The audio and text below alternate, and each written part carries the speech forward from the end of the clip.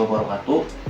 Sebelumnya perkenalkan, nama aku Muzagin Arifin dan aku dari Politeknik Harapan Bersama jurusan Teknik Informatika. Nah, video YouTube ini aku buat untuk menyelesaikan tugas UTS, yaitu proyek mata kuliah organisasi dan arsitektur komputer. Nah, di sini tuh aku mau nge-review laptop nih, laptop aku sendiri. Nah, laptop ini tuh namanya laptop Lenovo LOQ dengan seri 15 IAX9. Langsung saja ke videonya. Oke, di sini aku mau nge-review laptop dari Lenovo yang sering disebut laptop Legion Light ya. Yaitu LOQ dengan seri 15 IAX9. Ya, generasi 9 ini merupakan generasi terbaru dari LOQ itu sendiri, yang sebelumnya adalah generasi 8 dengan identik bodi yang lebih besar dan desainnya lebih gaming untuk generasi sebelumnya ya.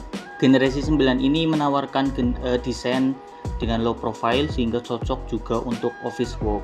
Jadi untuk orang-orang yang suka bekerja di kantoran yang nggak suka desain yang seperti gaming banget, nah ini cocok banget.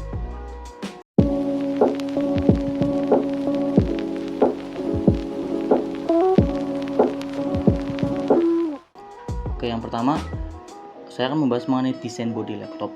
Seperti yang udah aku jelasin tadi, desain dari LOQ generasi 9 ini lebih terlihat simple, futuristik, dan elegan dengan warna yaitu Luna Grey.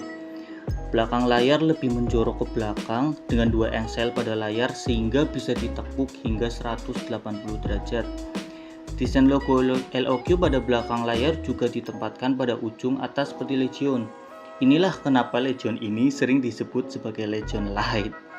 Ujung atas layar juga sudah tegak lurus ya, tidak seperti generasi sebelumnya yang didesain agak miring. Namun untuk bagian kamera didesain sedikit tinggi, jadi kesannya lebih futuristik gitu. Untuk touchpad berukuran lumayan besar ya daripada laptop-laptop yang biasanya, dengan penempatan agak sedikit ke kiri. Untuk keyboard juga mengikuti desain dari Legion dengan backlight 2 tingkat kecerahan. Nah, desain dari power button ini yang menurutku unik sih, karena LOQ ini dia sudah mengikuti desain dari Legion ya, yaitu dengan 3 mode, ada quiet mode, auto mode, dan performance mode. Untuk kelemahan dari laptop ini menurutku adalah dari beratnya ya, karena laptop ini tuh lumayan berat, sekitar 2,38 kg itu hanya laptopnya ya. Jika ditambah dengan chargernya itu lumayan ya, nambah 1,4 kg. Jadi berat ini tuh bisa sekitar hampir dari 4 kg. Wah, itu kalau dibawa lumayan berat sih.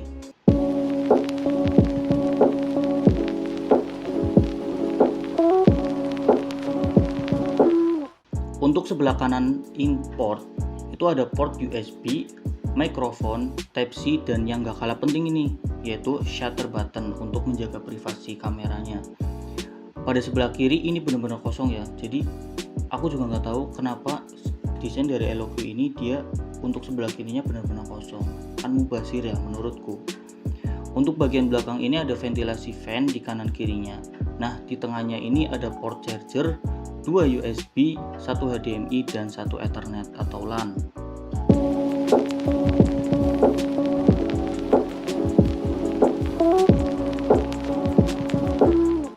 Lenovo ini menggunakan layar Full HD IPS dengan dimensi 15,6 inci dengan 100% sRGB dan refresh rate yang bisa kita atur menjadi 60 hingga 144 Hz.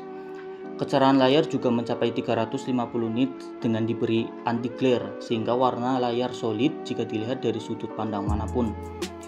Untuk kamera ini masih 720p dilengkapi fitur S-shutter ya. Memang buat laptop gaming tidak terlalu fokus sih pada pengembangan kameranya.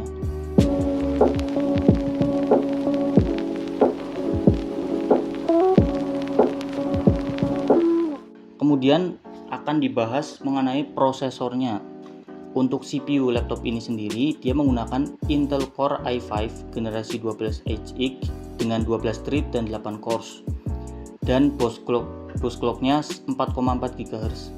Untuk GPU-nya ada 2 ya, yaitu yang integrated yang memang bawaan dari Intel itu sendiri, ada Intel UHD Graphics, dan yang tersendiri yaitu Nvidia RTX 3050 dengan VRAM 6GB 95W. Untuk RAM di sini menggunakan 12 GB DDR5 dan masih ada 1 slot kosong. Begitu juga dengan storage, di sini pakai SSD 512 GB dan masih ada satu slot lagi. Jadi Eloquio ini benar-benar ngasih storage yang gede buat kita.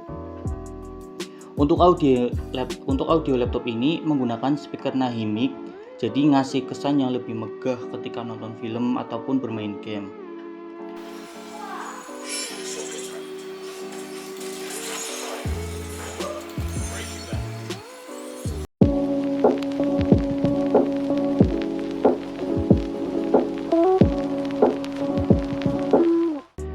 Nah, untuk booting testnya bisa kita lihat sendiri ya, bahwa Lenovo ini dia mencapai 15 detik untuk sampai menyala, dan ini menurutku lumayan cepat sih.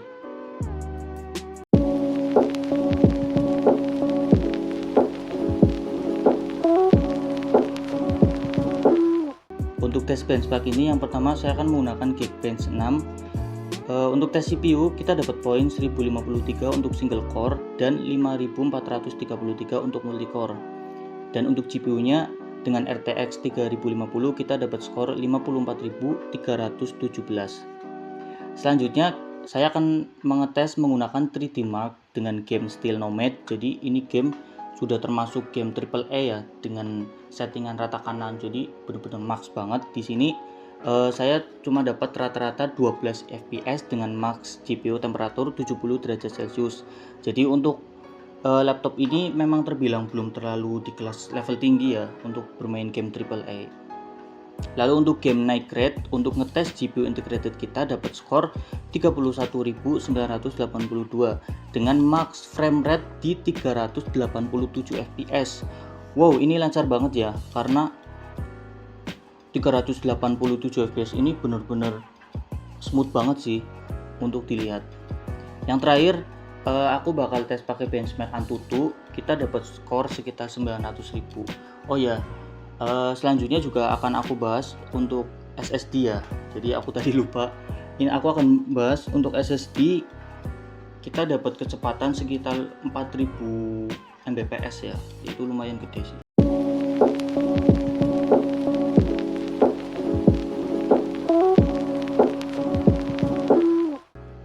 Kemudian untuk tes game, buat tes game bakal aku tes di game Valorant. Untuk settingan grafik hampir rata kanan ya, jadi aku maksimalin grafiknya. Kita bisa lihat FPS nya kita dapat di rata-rata 150-an, bahkan ini bisa mencapai ke 200 atau lebih ketika kita pakai performance mode dalam keadaan dingin. Jadi ini udah smooth banget sih buat main game kompetitif rata kanan, enak banget lah ini buat main.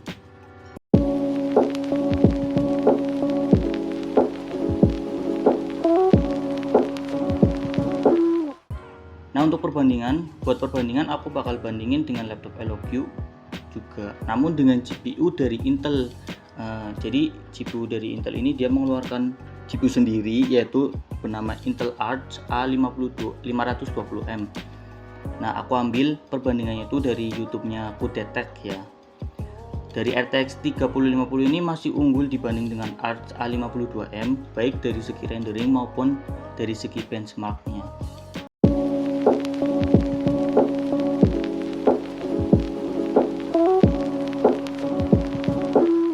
Nah, setelah kita review semua segi dari Lenovo, mulai dari performance-nya, CPU-nya, layarnya, di dalam-dalamnya, menurutku ini worth it sih, laptop yang worth it buat dibeli. Karena dengan harga 12.500.000 ya di pasaran, 12.500.000 rupiah, kita udah dapet GPU yang lumayan. Ada 2 GPU-nya dengan GPU RTX 3050. Terus dengan desainnya yang minimalis, yang low profile, jadi dia nggak terlalu gaming, desainnya nggak terlalu gaming juga. Terus untuk layarnya itu sRGB, jadi layarnya ini udah sesuai sama warnanya, udah sesuai dengan warna yang biasa. Makanya ini juga laptop bagus banget buat ngedesain, bukan cuma buat gaming, ini bisa bagus banget buat office, buat ngedesain dan lain-lain. Jadi menurutku dengan harga 12.500.000 ini sangat worth it banget buat dibeli.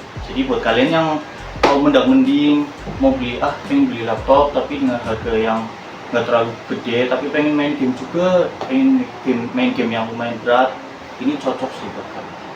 Itu aja sih materi review dari saya. Mohon maaf barangkali ada kesalahan kata atau kesalahan penyampaian informasi. Sekian dari saya. Wassalamualaikum warahmatullahi wabarakatuh.